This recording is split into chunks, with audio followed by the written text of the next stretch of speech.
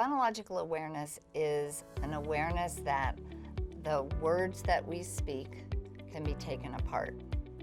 And phonological referring to the sound system of language. It's something that we do auditorily. We're listening to words, we're listening to sentences, we're listening to language, and we're hearing it. So it's not about what we're seeing, it's all about what we're hearing. When we talk about phonological awareness with teachers and we teach teachers about that skill, we say phonological awareness skills can be done with your eyes closed, so that they understand there's a distinction between phonological awareness and phonics. Phonological awareness is a broad term that encompasses language in different sized chunks, if that's one way to think about it.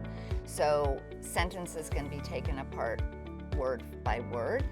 So young children can clap or march to, I like ice cream, I like pizza. And we get them to really be able to take those sentences apart word by word and understand words can be taken apart that way. And then once they get that concept, we can actually get them to clap the syllables in words that have more than one syllable. So elephant, giraffe. And when they can do that, we go to the next step where they have to actually break those syllables down into smaller units. Those units are referred to as phonemes. A phoneme is a speech sound.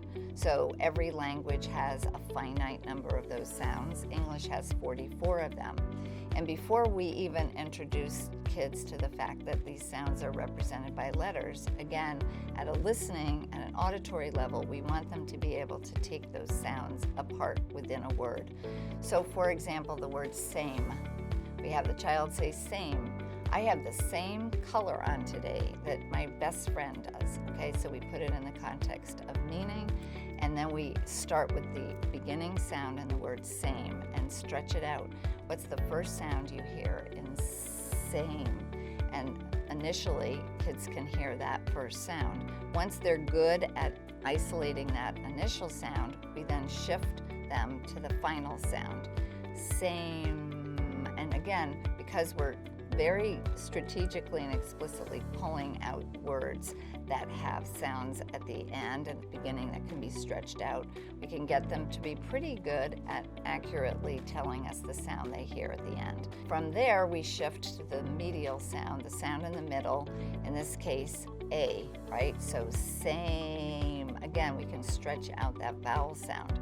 So in the word same, there are three sounds. It may be confusing, and it can be confusing in some respects, because the word same, again, as a skilled reader, we know there's an E at the end. And a lot of times when we do these activities, a great activity is called Say It and Move It, you'll get a precocious child pulling another chip down because they'll know there's another letter there. Say, no, this isn't about the letters that you're seeing. This is about the sounds that you're hearing.